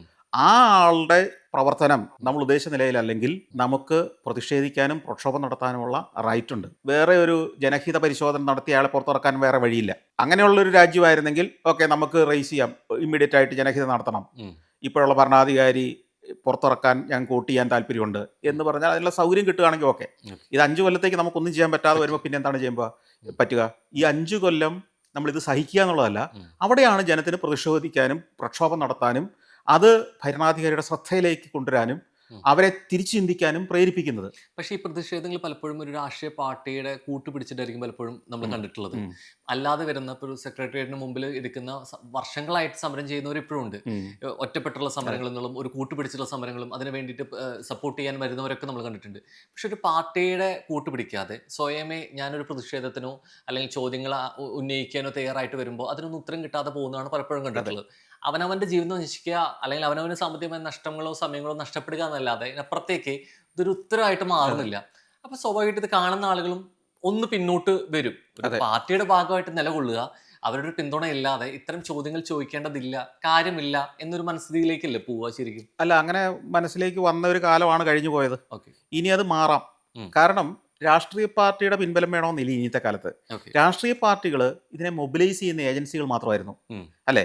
അതെ. ഒരു വിഷയത്തെ ജനങ്ങളിലേക്ക് എത്തിച്ച് അവരെ മൊബിലൈസ് ചെയ്യുന്ന ഒരു മെക്കാനിസത്തിനാണ് രാഷ്ട്രീയ പാർട്ടി എന്ന് പറഞ്ഞിരുന്നത്. ഉം. ഇന്ന് അതിൻ്റെ ആവശ്യമില്ല. സോഷ്യൽ മീഡിയ അതിനുള്ള ഒരു മെക്കാനിസമാണെന്ന്. പ്രോപ്പറായ ആശയങ്ങൾ കൊടുക്കാൻ കഴിയുന്ന, അതിനെ നിയന്ത്രിക്കാൻ കഴിയുന്ന ഒരു ലീഡർ ഉണ്ടെങ്കിൽ സോഷ്യൽ മീഡിയ എന്ന് പറയുന്ന ഒരു ടൂളിനെ ഉപയോഗിച്ചുകൊണ്ട് അത് സാധ്യമാക്കും. ഓക്കെ. അപ്പോൾ അതുകൊണ്ട് തന്നെ ഇനി ഭരണാധികാരികൾ ചെയ്യാൻ പോകുന്നത് ഈ സോഷ്യൽ മീഡിയയെ എങ്ങനെ നിയന്ത്രിക്കാം എന്നതിലായിരിക്കും അവരുടെ ഗവേഷണം, ശ്രദ്ധ വരിക. ഓക്കെ. അതിനുള്ള ശ്രമങ്ങൾ ആരംഭിച്ചു കഴിഞ്ഞു. ആ. സോഷ്യൽ മീഡിയയിൽ ഇനി ഗവൺമെൻറ് ഇച്ഛിക്കാത്ത ഒന്നും കയറി വരരുത് എന്ന് നിയന്ത്രണം കൊണ്ടുവരും. അവിടെ ഈ പ്രശ്നം കുറേ അവിടെ പരിഹരിക്കപ്പെടും, ഫിൽട്ടർ ചെയ്യും ഫിൽട്ടർ ചെയ്യപ്പെടും. നല്ലപോലെ. സംശയം. ശരിക്കും അതൊരു അപകടം കൂടിയല്ലേ ശരിക്കും? കാരണം ഇപ്പോൾ ഒരാൾക്ക് അവിടെ നിന്ന് പോയി നേരിട്ടൊരു സെക്രട്ടേറിയറ്റിലോ മറ്റെന്തോ ഓഫീസിന് മുമ്പിൽ ഒരു ധർണയോ പ്രതിഷേധമോ നടത്തുമ്പോൾ ആളുകളിലേക്ക് എത്തുന്നില്ലെങ്കിൽ അവനൊരു 1.5 മിനിറ്റ് ഒരു ഓഡിയോ ക്ലിപ്പോ ഒരു വീഡിയോ എടുത്തു കഴിഞ്ഞാൽ അത് പെട്ടെന്ന് എത്തുകയും പ്രത്യേകിച്ച് നവമാധ്യമങ്ങളിൽ ഇതിനെതിരെ ഈ പാർട്ടിക്കോ ഈ വ്യക്തിക്ക് എതിരെയോ സംസാരിക്കാൻ തയ്യാറാവുന്നവരെ മുഖമില്ലാത്ത പ്രൊഫൈലുകളിൽ വന്നിട്ട് പോലും ഇത് ഒപ്പം പിന്താങ്ങാൻ പറ്റും. ഇത് ഫിൽട്ടർ ചെയ്യുമ്പോൾ ഇത് കൃത്യമായിട്ട് ഇത് ഇല്ലാതെയാവാണ് ചെയ്യുക, മുളയിലേ നുള്ളുന്നൊരു അവസ്ഥയിലോട്ട്, അതന്നെ അല്ലേ? ഈ കാലഘട്ടത്തിന് അത് അപകടം തന്നെയായിരിക്കും. നമ്മൾ ജനാധിപത്യത്തെ കുറിച്ച് മാത്രമല്ലാതെ സംസാരിക്കുമ്പോഴും സാറിന് എപ്പോഴും തോന്നിയിട്ടുണ്ട്, ഇപ്പോൾ ഒരു ഇലക്ഷനെ ഒരു പാനലിനെടുത്തു അല്ലെങ്കിൽ ഒരു രാഷ്ട്രീയ പാർട്ടി വന്നു, ഇതിനെതിരെ ഈ ഭരണവിരുദ്ധ വികാരം വരുമ്പോൾ ഇതിനെ താഴെ ഇറക്കാൻ മറ്റൊരു പാർട്ടിക്ക് വേണ്ടി അല്ലാതെ ഈ ഒരു ഭരണമാറ്റം വരാനോ ആളുകൾ വരാനോ ഒരു വോട്ടിംഗ് സംവിധാനം വേണമെന്ന് തോന്നിയിട്ടുണ്ട് എപ്പോഴെങ്കിലും? അല്ല, ഈ ഡെമോക്രസിയുടെ ഇപ്പം നടന്നു വരുന്ന ഒരു സിസ്റ്റം, ഉം. അതിൽ ഞാൻ പൂർണ്ണ സംതൃപ്തനല്ല. അല്ല. കാരണം ഇത് ശരിയായ ഒരു ഡെമോക്രസി അല്ലല്ലോ ഇപ്പം നടക്കുന്നത്, ആണോ? അല്ല. ഇപ്പം നിങ്ങൾ വോട്ട് ചെയ്തു. പലപ്പോഴും നമ്മൾ കർണാടകയിലൊക്കെ കഴിഞ്ഞ ഒരു 5 കൊല്ലം മുമ്പ് കണ്ടിട്ടുണ്ട്. വോട്ട് ചെയ്ത് ഭൂരിപക്ഷം എം എൽ എമാരും ഒരു പാർട്ടിയുടെ ഭാഗമായിരിക്കുമ്പോൾ തന്നെ ഉം. ന്യൂനപക്ഷ എം എൽ എമാരെ മാത്രം കയ്യിലുള്ള രാഷ്ട്രീയ പാർട്ടികൾക്ക് വേണമെങ്കിൽ ഭൂരിപക്ഷത്തിൻ്റെ കുറേ ആളുകളെ കാശ് കൊടുത്ത് അടർത്തി മാറ്റി ഭരണം ഉണ്ടാക്കാം. ജനം അതിലല്ലോ ആഗ്രഹിച്ചത്. അതല്ല. അപ്പം ജനം ആഗ്രഹിച്ചതാണോ ഡെമോക്രസിയിൽ നടക്കുന്നത്? ജനത്തിന് ഇങ്ങനെ ഒരു സംതൃപ്തി, ഞാനൊരു വോട്ട് ചെയ്തുകൊണ്ടാണ് ഈ ഭരണം താഴെ പോയത് അല്ലെങ്കിൽ ഈ ഭരണം കയറിയെന്ന് ചിന്തിക്കുക എന്നുള്ളതല്ലാതെ ഒരു ശരിയായ അർത്ഥത്തിൽ അല്ലെ പൂർണ്ണമായ അർത്ഥത്തിലോ ഡെമോക്രസി ലോകത്ത് വളരെ അപൂർവ സ്ഥലങ്ങളിലേ നടക്കുന്നുള്ളൂ. വളരെ അപൂർവമാണ്. ഇന്ത്യയിൽ തീരെ നടക്കുന്നില്ലെന്ന് വേണം പറയാം. ഇപ്പം കഴിഞ്ഞ ദിവസം ഞാൻ വളരെ പ്രധാനപ്പെട്ട രാഷ്ട്രീയത്തിലെ വളരെ അനുഭവ സമ്പത്തുള്ള ഒരു മനുഷ്യനുമായിട്ടും പിന്നെ ഒരു വളരെ സീനിയറായ മാധ്യമപ്രവർത്തകനുമായിട്ട് സംസാരിക്കുകയായിരുന്നു. അത് ആന്ധ്രാപ്രദേശിലും കർണാടകയിലും ഒക്കെ നടക്കുന്ന ഇലക്ഷനെ കുറിച്ചാണ്. ഉം. അസംബ്ലി ഇലക്ഷനിൽ പോലും അവിടെ ഒരു 100 കോടിയോളം രൂപ ഒരു കാൻഡിഡേറ്റ് ചിലവാക്കേണ്ടി വരുന്നുണ്ട്. ഉം. ഇത് പോസ്റ്റർ ഒട്ടിക്കാൻ വേണ്ടിയിട്ടല്ല. ഉം. അവിടെ ഓരോ കുടുംബത്തിലും ഓരോ വ്യക്തിക്കും പലരും കൊടുക്കുന്നത് ഇലക്ഷന് മുമ്പ് 10,000 രൂപ മുതലുള്ള തുകയാണ്. ഓ. നിങ്ങൾ വിശ്വസിക്കുമോ? കേരളത്തിലെ ആളുകൾ കേട്ടിട്ടുണ്ടാവില്ല. ഞാൻ അവരോട് ചോദിച്ചു, നിങ്ങൾക്ക് എൻ്റെ ചാനലിലെ ഒരു പരിപാടിയിൽ വന്ന് ഇതൊന്ന് നമുക്കൊന്ന് സംസാരിക്കാൻ പറ്റുമോ? ഉം. ചിലപ്പോൾ ഞാനത് ചെയ്യും. ഇത് അപ്പോൾ നിങ്ങൾക്ക് മനസ്സിലാകും. കാരണം ഇത് എൻ്റെ അടുത്ത് നുണ പറയേണ്ട ആളുകളല്ല, നമുക്കറിയുന്ന ആളുകളാണ്. അവിടുത്തെ ഉദാഹരണ സഹിതം ഇന്ന ആളുകളുമായിട്ടുള്ള സംഭാഷണം. ഇതാണ് ഇന്ത്യൻ ഡെമോക്രസി എന്ന് പറയുന്നത്. പണം 10,000 രൂപ കൊടുത്ത് 10,500 മറ്റവൻ പിറ്റേ ദിവസം കൊണ്ടുപോയി കൊടുത്താൽ അവൻ മറിയും. അതെ. കാശാണ് ഡെമോക്രസിയെ പിടിച്ചു നിർത്തുന്നത്. ഈ രാഷ്ട്രീയ പാർട്ടികളെല്ലാം ഇലക്ഷന് ജയിക്കുന്നവരും തോക്കുന്നവരും ആയിരക്കണക്കിന് കോടി പമ്പ് ചെയ്യുന്നുണ്ട്. ഇതെവിടെ നിന്നാണ്? ഈ രാഷ്ട്രീയ പാർട്ടികൾക്ക് എന്തെങ്കിലും ഇൻഡസ്ട്രി നടത്തിയതായിട്ട് നിങ്ങൾക്ക് അറിയുമോ? ഇല്ല. ഇതെവിടെ നിന്നാണ് ഈ പൈസ വരുന്നത്? ഇത് നമ്മളെ പൊതുസമൂഹവും പൊതുജനവും ഒരിക്കലും ചിന്തിക്കുന്നില്ല. ഈ രാഷ്ട്രീയ പാർട്ടിക്ക് ഈ 100 കോടി രൂപ ഒരു കാൻഡിഡേറ്റിന് വെച്ച് ഒരു ആന്ധ്രാപ്രദേശ് പോലുള്ള അല്ലെങ്കിൽ കർണാടക പോലുള്ളത് എത്ര സീറ്റാണ്? കേരളത്തിൽ പോലും 140 സീറ്റ് ഉണ്ടെങ്കിൽ അതെ. അപ്പോൾ എത്രയായിരം കോടിയാണ് അവിടെ ഒരു ഇലക്ഷൻ കഴിയുമ്പോഴത്തേക്കും ഇറങ്ങുന്നത്? ഇതൊക്കെ എവിടെ നിന്നാണ് ഈ പാർട്ടിക്ക് കിട്ടുന്നത്? ഇത് ഓരോ രാഷ്ട്രീയ പാർട്ടിയുടെ ഒരു കാൻഡിഡേറ്റിന് ചെലവഴിക്കുന്ന യഥാർത്ഥ പണത്തിൻ്റെ അളവൊന്ന് പരിശോധിച്ച് കഴിഞ്ഞാൽ നിങ്ങൾക്ക് മനസ്സിലാവും. കേരളത്തിൽ ചിലപ്പോൾ 10-15 കോടി കൊണ്ടൊക്കെ ഒരു എം എൽ എ ആകാം. മറ്റിടത്ത് അതല്ല, അതിൻ്റെ 10-15-20 ഇരട്ടി വേണം മറ്റു പല സംസ്ഥാനങ്ങളിലും. ഇത് യാഥാർത്ഥ്യമാണ്. ഇത് നമ്മൾ അധികം പേര് ചിന്തിച്ചിട്ടില്ല. ഇത് 100% വാസ്തവമായ കാര്യങ്ങളാണ്. ഇത്രയും പണം ചെലവഴിച്ച് കൊടുത്ത് നടത്തുന്ന ഒരു എക്സസൈസിനാണ് നമ്മൾ ഈ പറയുന്നത് ഡെമോക്രസി എന്ന്.